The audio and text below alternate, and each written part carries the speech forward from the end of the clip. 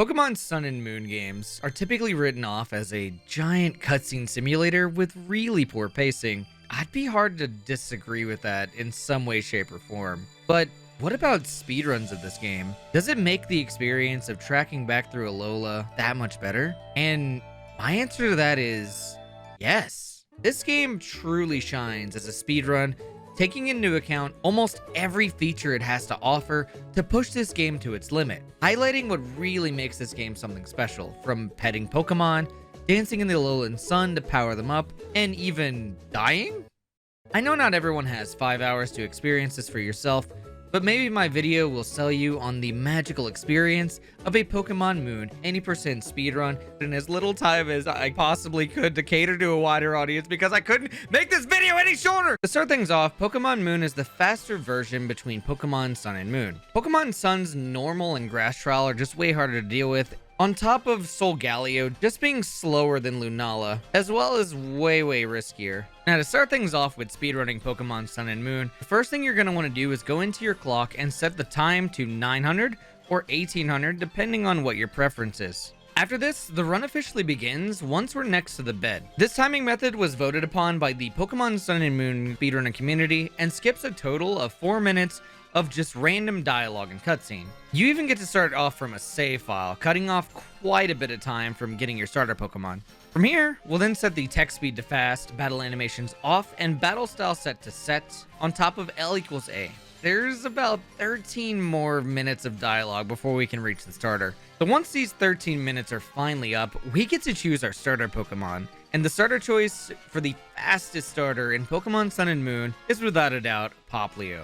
Popplio is one of the most busted water-type Pokemon that ever existed in Pokemon history. Its stats are insanely busted with good bulk and special attack, on top of its final evolution being water and fairy type. The other starters just don't even come close as they have their fair share of problems. And as I mentioned before with refreshing, we're gonna go straight into Pokemon Refresh from here.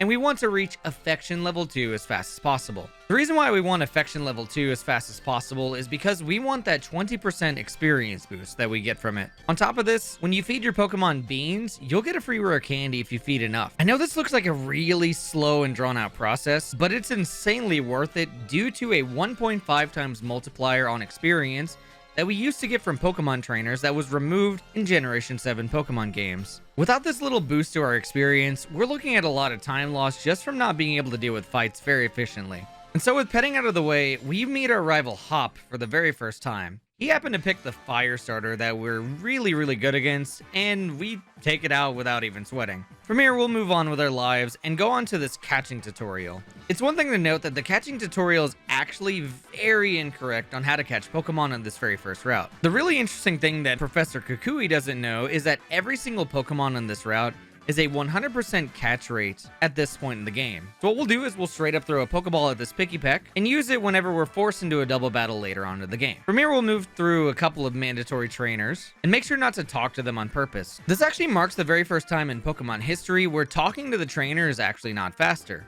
No matter what you do, they'll always give this exclamation point, and since they don't move their position whatsoever and walk up towards you, it's faster to just walk into their vision. But with hopefully no encounters along the way, we meet ourselves against another rival fight against Hop. This time he's leading with this very threatening Pichu, but it's still a pretty easy fight as long as we don't get paralyzed or crit.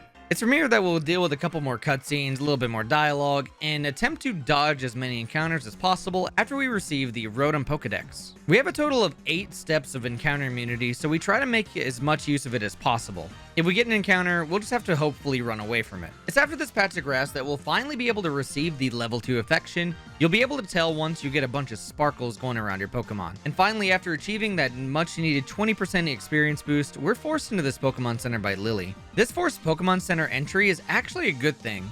This gives us a chance to deposit our Pikipek, letting us avoid future double battles, as well as grab the free rare candy from talking to the vendor. After that, we'll just exit the Pokemon Center and go straight to this school. This is the point where we'll receive the EXP share, beat up a couple of kids, and face off against this absolutely evil teacher, Emily. She has a Magnemite that not only has Sturdy, making it so we can't one-shot it, but also Thundershock.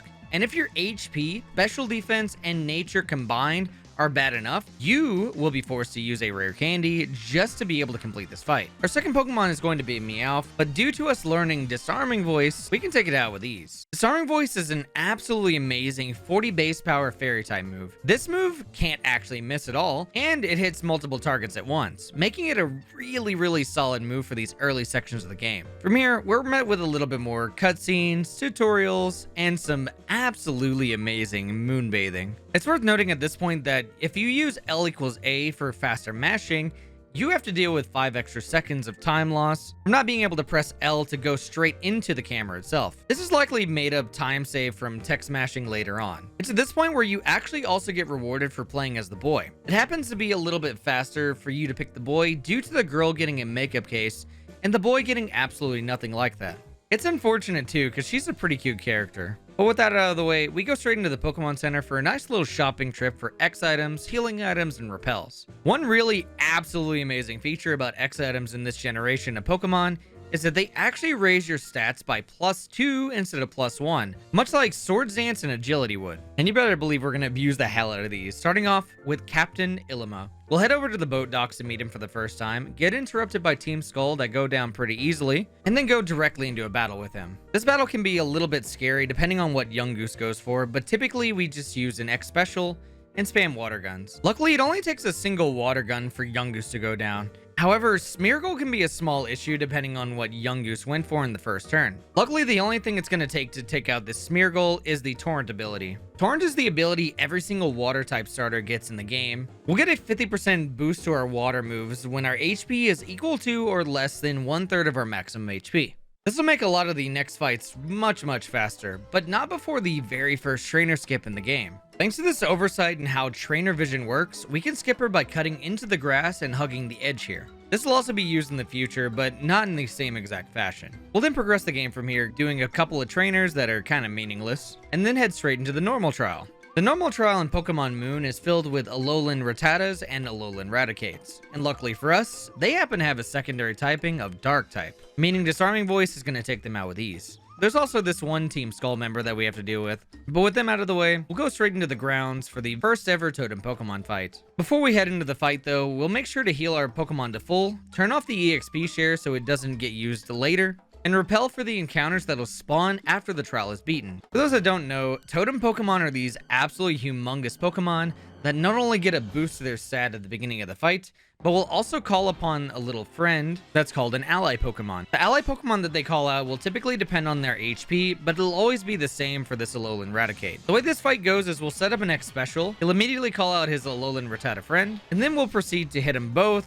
with a multi-targeted Disarming Voice. The first one will take Raticate to a pretty chunky bit of HP, but take out the Rattata on the side with one hit. On turn 3, we finished the job we wanted to do on turn 2, earning us our very first Z Crystal. Z Crystals are a feature found only in the Alola region games. They basically upgrade moves based on the typing of crystal that you're holding. With this being the Normalium Z Crystal, we're not really going to use it for anything speedrun related, so we'll just go ahead and move on from this point. From here, we just do a little bit of moving forward, dodging a couple shadows containing bird Pokemon, head into this meadow filled with flowers to find Nebby and get him back into the bag, and then proceed into the hardest fight in the game. This is another rival fight with Hop, and we try very hard to win it by using Aqua Jet. With Aqua Jet being priority as well as a physical contact move, we can get paralyzed by Pikachu static, and that's kind of what we're hoping for in this fight, as we'll spam Growl to lower its attack as it's using a special attacking move. Now with this amazing display of Pokemon knowledge set before us, we die, and the game progresses like normal. It turns out that rival fights against Hop don't actually need to be won in this game, and it's actually just plain faster to die. The experience, EVs, and money here do not matter whatsoever, so we'll just move forward with our adventure and on to the first Grand Trial. Before we face off against the Grand Kahuna himself, Hala, we equip an Oran Berry and use it against his first Pokemon. His first Pokemon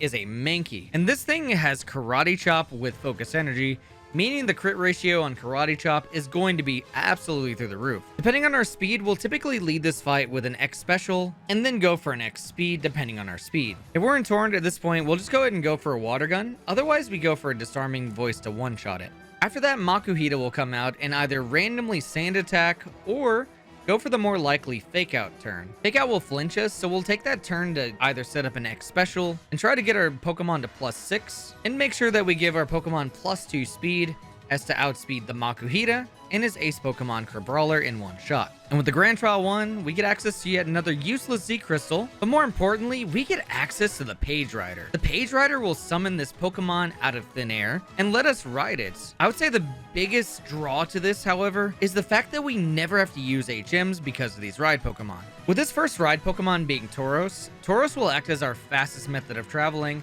on top of being able to use Rock Smash on these giant rocks along the way. And now at this point, we head on back to the boat dock, but not before going into this gate and setting up a rappel that'll drag all the way to the next trial location. This is where another giant cutscene happens that gives us just enough time to take a nice little restroom break and introduce us to a few team captains. We then move forward to a little bit more Lily dialogue and receive a free rare candy from this lady down below her. It's then at this point that we're met with Dexio and Cena from the X and Y games. These fights will differ between Pokemon Sun and Moon, but with Pokemon Moon, we'll get to face off against Cena, which has a Delibird and a Glaceon. This fight's pretty easy once we use 2X specials and just spam a little bit of Water Gun. After that, we do a little bit of more movement to avoid as many optional trainers along the way as we can before reaching Panioli Ranch. We are once again stopped by Hop for another battle that we try our hardest to die on purpose. It's pretty much the exact same fight as Hop 3, so let's just go ahead and move forward to the ranch. The ranch happens to have the TM for Hidden Power, and based off of which Hidden Power we get, we might actually go ahead and grab it. So we happen to have Hidden Power Flying, Fire, Ice, or Poison. It becomes worth it to go inside of the daycare to pick it up. But after deciding whether or not to skip Hidden Power or not, we pass by a double battle without fighting it due to having only one Pokemon in our party. It's here where we're then met with this very edgy teenager named Gladian. He'll lead off with his Zubat that we'll use to set up 2X specials on and an X speed in order to outspeed and OHKO the Zubat. The type Null as a second Pokemon, however, is quite bulky and will only die to a Water Gun into a Torrent powered Water Gun afterwards. With this fight out of the way, we get access to the move Encore. Encore is without a doubt one of the most busted moves to ever exist in a Pokemon game. Encore will force an opponent to stay locked into a move that they previously used for a total of 3 turns in Generation 7 Pokemon games. We'll typically use this to lock opponents into either non-threatening moves for a free setup, or damaging moves to force them into putting us into Torrent range. It's at this point that we'll then enter the Water Trial. The Water Trial actually doesn't start until we actually reach the Totem Den. Because the trial hasn't started yet, we can actually get wild encounters inside of this grass. But luckily for us, we've dragged the rappel all the way to here and it'll last all the way throughout the trial. The second thing is something we can take advantage of. The Pokemon inside of this trial are considered wild Pokemon, meaning we can run away from them at any time. Speaking of things we can take advantage of, we're going to be receiving yet another very useful ride Pokemon, Lapras. Lapras basically acts as a token surf Pokemon and will carry us across watery areas. Most notably, after the second Wishy-Washy, we can go over to this big piece of land where we'll get one of the most busted water TMs ever created, Scald. Scald is an 80 base power move with a 30% chance of burning each time you use it, and getting it this early is absolutely insane, and you better believe we're going to be abusing it, including on the water totem himself. But once we enter the den, the trial begins and we are greeted by this gigantic school of Wishy-Washy abusing their ability schooling. Level 20 Wishy-Washy will change their form to this giant blue monster with some insanely boosted stats when their HP is above 25%. Once the fight starts, we'll immediately open up with an X special, and then the Wishy-Washy will call upon a smaller Wishy-Washy. We'll immediately take out that smaller Wishy-Washy by scalding it, and setting up another X special. If necessary at this point, we'll proceed to Encore the giant blue monster to force us into Torrent range in order to take it out in one shot. It's worth mentioning at this point that totem Pokemon in this game have random nature, meaning that sometimes this Wishy-Washy can have a plus special defense nature, and we might end up missing the range with us being +4. So if we want to play a little bit safe, we can just go straight to +6. With the trial cleared, we get access to an actually useful Z Crystal, Waterium Z. Waterium Z will only be used in special cases of not being able to one-shot certain Pokemon. The reason why this massive power boost isn't used more often is due to X special setups being faster than this long dancing animation it does beforehand. So we'll only use Waterium Z on very special occasions. From here, we're then taken out of the trial, only to hop back into it for a free rare candy on this small island. With Waterium Z in hand, we can now get past this line of Pseudo-Widow and get a free Mystic Water for our troubles. Mystic Water will give us a 20% boost to our water moves when given as a held item. This will be quite useful later on in the game, but for now, we're just going to stick to the Z Crystal. It's at this point where we do another battle against Team Skull and grab a bunch of rare candy. There's at least 2 hidden on the ground here that we'll typically get before entering the Royal Avenue. Unfortunately for us, this is actually a forced section where we have to do a Pokemon Battle Royale. The rules of this are basically the first person to knock out a Pokemon wins. Before we move on, however, I did want to showcase to you guys just how crazy the hardware differences are. This is the point in the game where old 3DS will chug like a crazy old car. It's kind of insane just how much of a difference there is between old and new 3DS. But as I said before, we do have separate leaderboards if you happen to own either old 3DS, new 3DS, or you want to play an emulator. From here though, we make our way straight to the fire trial on top of Willow Volcano. We'll go ahead and take this chance to finally equip Waterium Z, as well as take the opportunity to rappel through the volcano grass. Once we reach the top, we're met with Kiawe, the fire trial captain who makes us do this multiple choice quiz involving dancing Marowaks. Much like the Cantonian gym leader Blaine's quiz, if you answer incorrectly, you're forced into an extra non-mandatory fight. Otherwise, the fights we have to go against are a Marowak and Hiker David's Magmar, which can both easily be taken down with a single Scald. If we happen to have lower special attack, however, we'll go ahead and use a Z-Scald on the Magmar just to play it a little bit safe. At the final question, the answer doesn't matter whatsoever, and it'll always lead us into the Totem Salazzle fight. The Totem Salazzle fight will actually get a useful aura boost in its special defense, which will almost guarantee that we can't one-shot this thing with a Waterium-powered Z-Scald.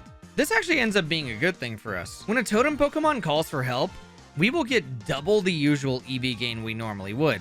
So once we get Salazzle down into red or yellow, we'll use our priority move Aqua Jet on it to finish it off for good, before taking on the Totem ally Salandit. If we happen to be in Torrent range at this point, we'll go ahead and go straight in on an Aqua Jet on this Salandit. Otherwise, we have to take the risk of going for Scald, which can be a problem with Salandit if the Salazzle went for a Toxic ahead of time, due to Venoshock doing double the damage if we were poisoned.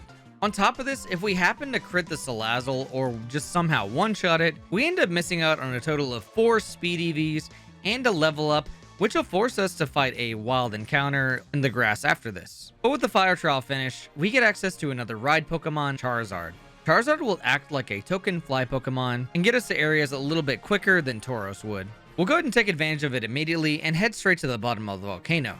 After that, we'll get through a couple bits of dialogue and head straight to the next trial, being the Lush Jungle. The Lush Jungle trial is the grass trial, and this is where hidden power would normally make a huge difference, since the grass trial is filled with grass Pokemon, with hidden power Poison, Flying, Fire, and Ice being the best to take the section on with. The very first Pokemon you're going to be fighting against is going to be the Shiinotic, which is quite an annoying one.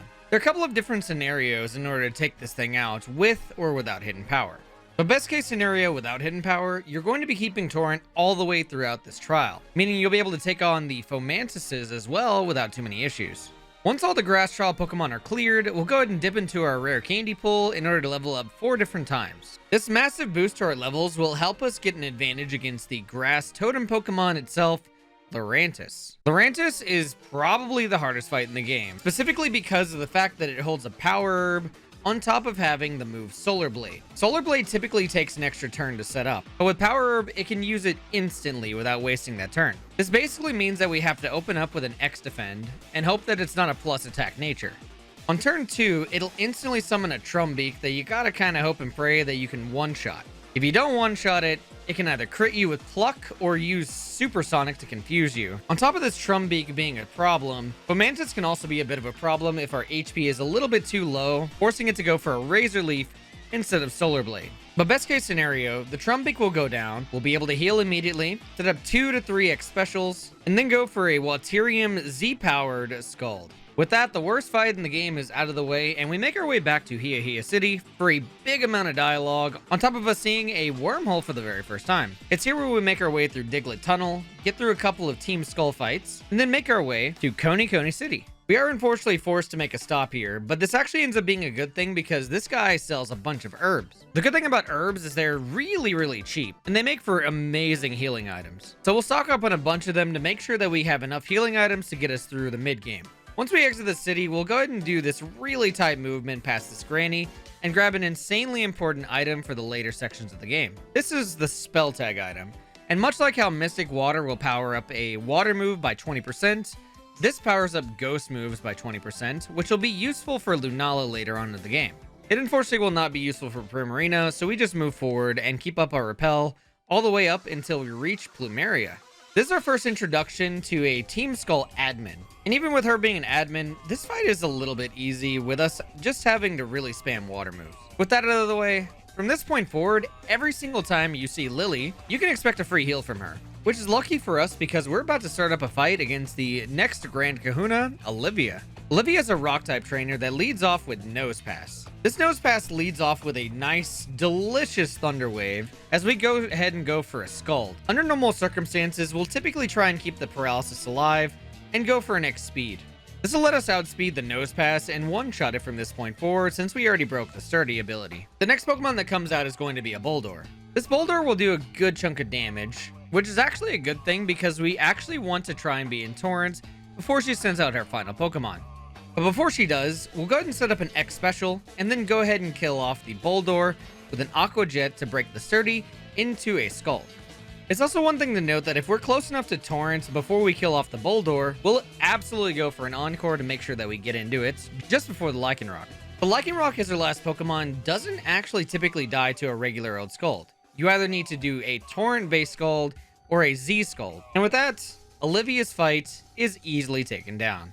And now we can head over to the next island, but not before a small trip into the Aether Paradise. Before we head into the Aether Paradise, however, since we need to fly anyways, this is typically the point where if we used a rare candy on Teacher Emily, we'll go ahead and fly back to Hiya City and go out of our way to grab this rare candy out in the distance. When we fly back to this point, we also make sure not to waste any repels, as there's this really cool encounter immunity system with Lapras, where you get 135 steps of encounter immunity, which will get you all the way to this rare candy without too much trouble. And after that, we'll finally head over to the Aether Paradise, where we just get a bunch of dialogue, mostly skipping through it, until we eventually find ourselves in front of this gigantic triple question mark Pokemon. This is an Ultra Beast, and because it's a wild Pokemon, we can actually run away from it. Some people might be wondering why we wouldn't take it out in one hit, and that's mostly just because it's slower, and this thing is insanely bulky as well.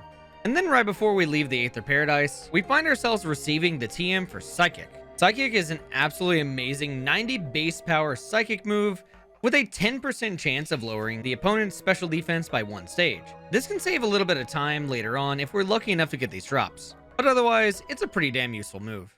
And with that, we're now on to the next island where we find ourselves immediately thrusted into a fight with Hop again. He leads off with this massively overpowered Alolan Raichu that can nearly one-shot us.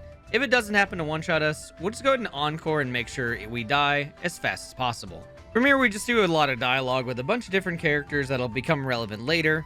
Make sure to repel along the way, and avoid as many encounters as well as optional trainers as possible. It's here where we'll find Team Skull bullying this sign, so we'll go ahead and bully them back, and then head up onto the top of this mountain. This is where we'll get our first peeks at the Elite Four, and then run all the way down this highway until we find ourselves grabbing yet another free rare candy. It's at this point where we'll then level ourselves up all the way to 33, right before this fight against Molayne. Molayne is a more relevant presence in the Ultra Sun and Moon games, so I won't go into too much detail about him. Just know that he might potentially help us set up for Torrent inside of the Electric Trial. It's at this point where we talk to this random dude behind this counter and we'll receive a Comet Shard. Comet Shards are basically a free 10,000 Pokédollars that'll help us in a future shopping trip. And with a few more steps inside of these doors, we now find ourselves inside of the Bug Trial. This first Grubbin, however, will be the first key to getting us into Torrent before evolving fully into Primarina. It's at this point where we'll know the exact HP we need to be at in order to keep Torrent once we evolve into our final form, Primarina, which will happen immediately after this fight with Grubbin. Primarina, as I mentioned earlier, not only has some massive bulk, but has a massive amount of special attack on top of Fairy typing and Water typing. It's at this point where we also get access to Sparkling Aria, which is Primarina's signature move. This is a 90 base power move that'll mostly be used to clear out double battles since it hits multiple targets at once. And with the new evolution in hand and Torrent at our side, we'll easily take out the next two trial Pokemon with ease. And then onto the totem Pokemon, Vikavolt. You would normally think that Vikavolt would be a threat to our water type starter. However, this thing is easily taken out with one shot thanks to a torrent boosted Waterium Z powered Sparkling Aria. The only possible way this thing can survive is with a plus special defense nature, but with that out of the way, we now fly back to Mali City, heal our Pokemon with some herbs, and teach Psychic over Scald, and finally meet the leader of Team Skull himself, Guzma. Guzma doesn't really present too much of a problem throughout the story, as all we have to do is lead with the Psychic, go for an X special, and take out the rest of his Pokemon with ease. It's at this point where we'll then receive Primarina's signature Z Crystal, but it won't really be too useful since we already have Waterium Z equipped ahead of time. And now onto a big movement section where we'll once again receive a brand new ride Pokemon, Mudsdale. Mudsdale will typically just be used for these giant rocky segments that nothing else can get across. It's here that we'll then progress into this place called Tapu Village, see Gladion mention a couple of story things, and beat up this kid on top of this Team Skull Grunt. I wanted to make note that this kid's Elekid on top of this Team Skull Grunt's Drowsy can actually status us. And if we happen to get status right before the Ghost Trial, it actually ends up being very beneficial for us later on. You see, a lot of the Pokemon inside of the Ghost Trial have access to Hypnosis, and Hypnosis can waste a ton of time just not being able to wake up or outspeed these Ghost Pokemon, since they're really fast and very annoying. So as I said before, we'll be taking advantage of that as much as possible, and make our way past this Ghastly, Haunter, and Gengar, making use of the Nintendo 3DS's gyro system. It's at this point where we'll find our way into this giant creepy room in the back, and encounter this gigantic totem Mimikyu that gets a +1 stat boost to every single stat as we start off the fight. Since this thing gets some crazy stat boost, we'll go ahead and lead off with an X-Defend to tank Mimikyu's hits before it summons an ally Haunter. This Haunter is also no exception to having Hypnosis, so dragging a status effect all the way to here is very optimal. After setting up the X-Defend, however, we'll go ahead and use a Sparkling Aria, and this should OHKO the Haunter as well as trigger Mimikyu's ability Disguise. Disguise will let Mimikyu take a free single hit without taking any damage whatsoever. But with the Disguise down, we set up a single X special and either use a regular Sparkling Aria or a Z Sparkling Aria depending on if we're in Torrent or not. And with the Mimikyu down, we'll just go ahead and make our way back into this Pokemon Center for a couple of reasons. The first reason is that our Popplio's HP is going to be low, so we'll go ahead and heal it. Second one is to go ahead and withdraw the Pikipek that we caught at the beginning of the game. The third reason is to do a giant shopping trip, where we'll proceed to sell a ton of Pokeballs, the Comet Shard we picked up earlier, buy some Max Potions, an Escape Rope, and enough Max Repels to get us through the rest of the game. The final reason to go into the Pokemon Center as well is that this actually marks this Pokemon Center as a fly point later on in the game. You see, one interesting feature that is a very common thing in Pokemon games is if you don't enter a Pokemon Center, it'll typically not be marked as a fly point later on. So this becomes very useful since we enter this for quite a few reasons already. But with that out of the way, it's time for another fight with Plumeria that gets taken out easily with a couple of Psychics. It's here where we'll move forward to the beach and get access to another useful ride Pokemon. We get access to Sharpedo, which is basically a faster version of Lapras. Sharpedo can also break through these rocks on water and will grant us a 15% lowered encounter rate in the water as well. We won't really be taking advantage of that 15% lowered encounter rate, however, as we'll go ahead and set up a Repel, equip the Mystic Water we picked up way earlier in the game, and heal our big Popplio to full HP. From this point forward, we'll go ahead and attempt to dodge a bunch of trainers along the way, and make our way to the front gate of Po Town. The entry point to Po Town is blocked by these two Team Skull Grunts, and this right here is the only reason why we'll need an extra Pokemon in our party. What we'll do to make this fight end as fast as possible is we'll go ahead and open up with a Sparkling Aria, and use our Pikipek's turn to set up an X Special on our Popplio. This will basically guarantee any ranges on the field, as well as take out everything on the field in one go. From here, we'll wave goodbye to our fallen hero, Pikipek, and proceed into Po Town, which is a town that's been taken over by Team Skull and made into their headquarters. There's only a couple of fights here, but they're pretty forgettable, so we'll go ahead and move forward into this small hedge, grab this free rare candy, dodge a few more optionals, and prep ourselves for a fight against the big bad team leader himself, Guzma. This second fight against Guzma is pretty much exactly like the first fight with Guzma, so I'll go ahead and skip past the details on this one, since it ends up being the same exact fight. After the fight, we'll go ahead and skip grabbing an optional Bugginium Z Crystal, use the rest of our rare candies on Popplio, and make use of the escape rope we bought earlier. After we escape rope from the house, we're interrupted by this cop named Nanu, who will interrupt us with a short speech and leave us immediately. It's this point where we take advantage of the fact that we need to fly out of Po Town and just go ahead and fly to the very first city in the game, Howley City. The reason why we want to fly back here immediately is because this is one of the few cities in the game that actually sell X items. Since we're entering the later sections of the game, we're going to need as many X items as we can get. That'll last us throughout the rest of the game, as well as deposit our little hero Picky Peck. Once we exit the center, we'll go ahead and fly back to Tapu Village, since we marked the Pokemon Center earlier on, and then head back to that little community center to witness the most emotional response we'll ever receive out of our rival Hop. Turns out that Lily got kidnapped by the Aether Foundation, which gets Gladion very angry. This man is so angry that he'll immediately challenge us to a battle, which luckily for us at this point, we can actually lose on purpose. So we'll spam Encore to make sure we die as fast as possible. It's at this point where we make sure to proceed to mash A to make sure that Gladion teleports us to the proper location. After getting teleported to the proper location, Nanu reveals himself to be the Island Kahuna and will immediately challenge us to a battle. He leads off with a Sableye that's almost guaranteed to fake out turn 1 every single time. So we'll take advantage of this, set up an X Special into an X Speed, before taking out the Sableye with a Sparkling Aria. His next Pokemon will be Krokorok, which will also go down to a Sparkling Aria, before sending out his final Pokemon, Alolan Persian. Alolan Persian is insanely fast, and since this Persian will also go for Fake Out, we'll take this opportunity to once again go for another X Speed, in order to outspeed him and take him out with a Sparkling Aria. We're then rewarded with more Z Crystals, but also a free heal from Gladion, before taking out this fancy boat into the Aether Paradise. It's here where we need to be very sneaky and meet this very tight movement cycle from these NPCs. If our movement is fast and smooth enough, we'll be able to get to this rare candy without hitting any trainers at all. We'll then proceed down to the lift and be forced into this very easy fight against the head honcho himself, Faba. This fight against Faba is pretty easy since he only has a Hypno, so we take it out with ease and move forward to a giant section of Aether Paradise employees while teaming up with our good pals Gladion and Hop. Before we move on to this last important fight of this section, I want to go ahead and make special mention of Hop yelling at this bookcase randomly before one of the fights. It's pretty hilarious. I also want to make note that during these double battles, you'll notice a ton of lag when you get status by any Pokemon. This is due to a timer that starts up in the background, telling the game to play a sound from the status moves that you get. This makes double battles almost unbearable on both consoles, but old 3DS especially. With the gauntlet pretty much done though, we find the final fight against a double battle with Faba and another Aether Paradise employee. But before this fight, we get access to one of the most powerful fairy type moves in the game, Moonblast. Moonblast is a 95 base power move with a 30% chance to lower the enemy's special attack by 1 stage. This is more so used for its insane base power, more than the stage lowering effect that it has. And as I mentioned, this double battle is very worth mentioning due to a crash that was never patched out by Game Freak.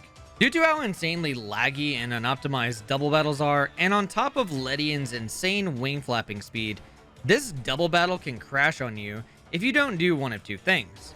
The risky method to this is to first press the run button before going into the bag and using an X item. This method has been proven to sometimes still crash, however, so if you want to be as safe as possible, just count to an entire 4 Mississippi, and it should avoid any crashes very safely. I also want to make note that if you don't go into the bag whatsoever, you won't experience this crash. But now with the double battle over, we find ourselves in this small gauntlet of Team Skull members, and then onto a final fight with Guzma.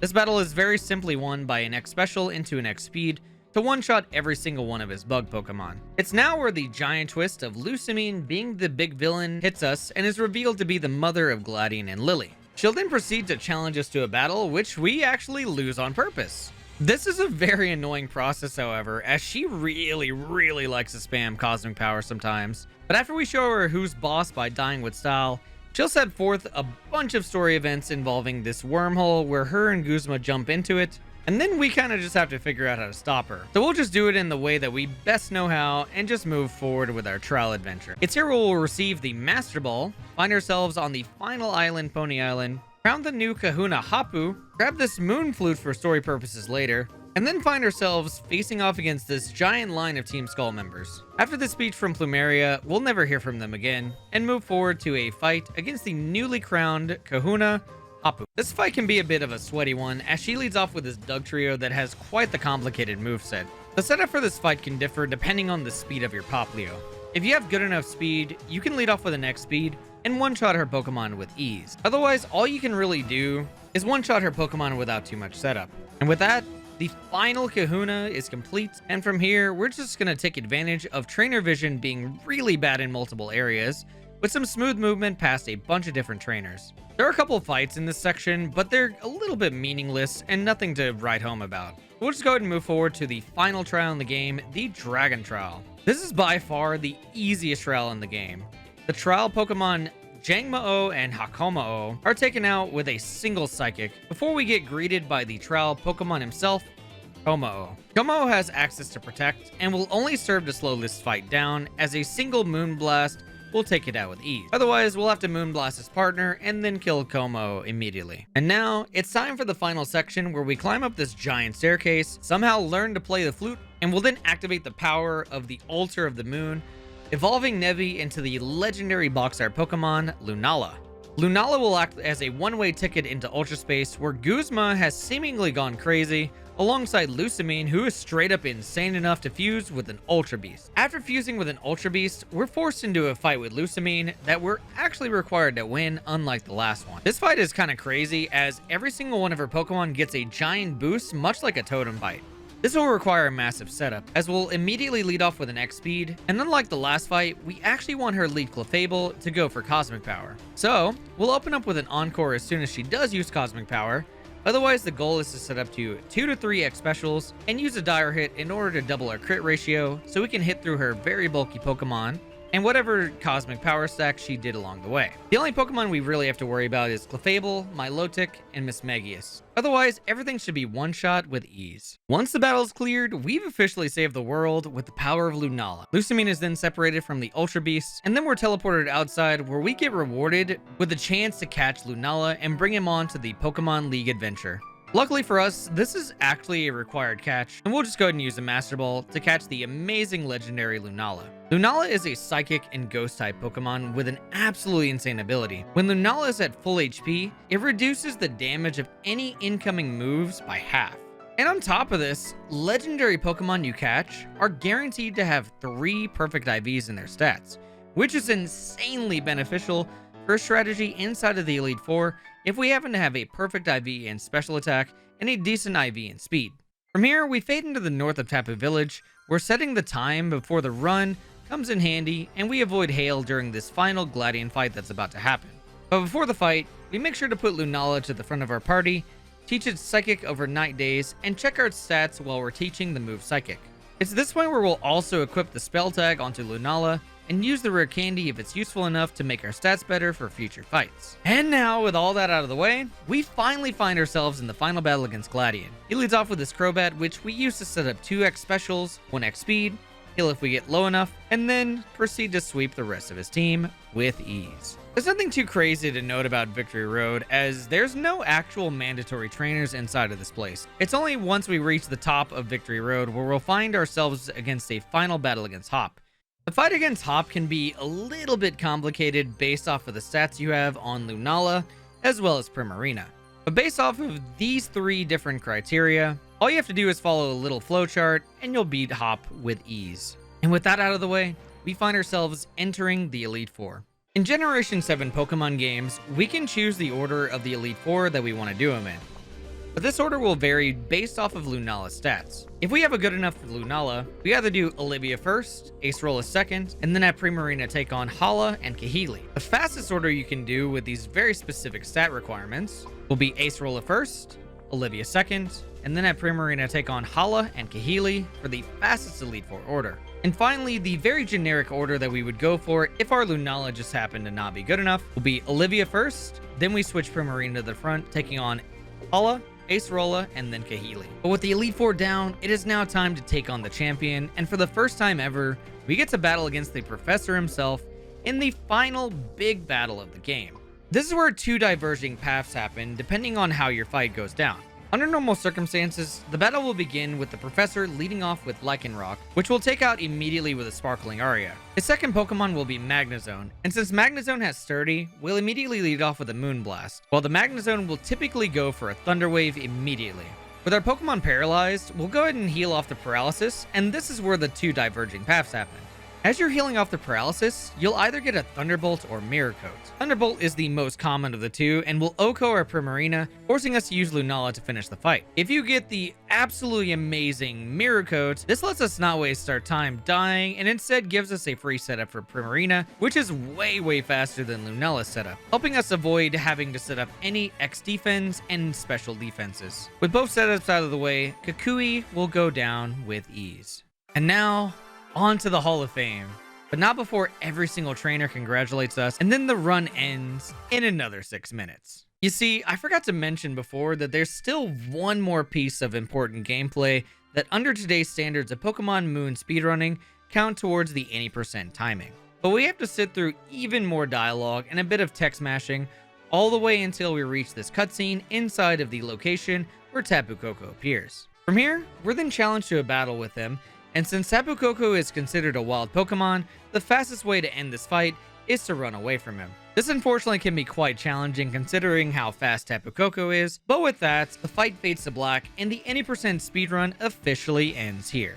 And with the run ending, I'd love to open up a discussion in the comments on this. Do you feel as if the entire 6 minutes just to run away from Tapu Koko is justified as the end timing? On one hand, it can make a huge difference not being able to run away first or even second try. But on the other hand, it's a huge time sink only to have to wait an entire 6 minutes to run away from a random fight instead of finishing off after the Hall of Fame, where it feels a little bit more satisfying. I can definitely see both sides of the coin on this, but I'd love to hear your thoughts in the comment section.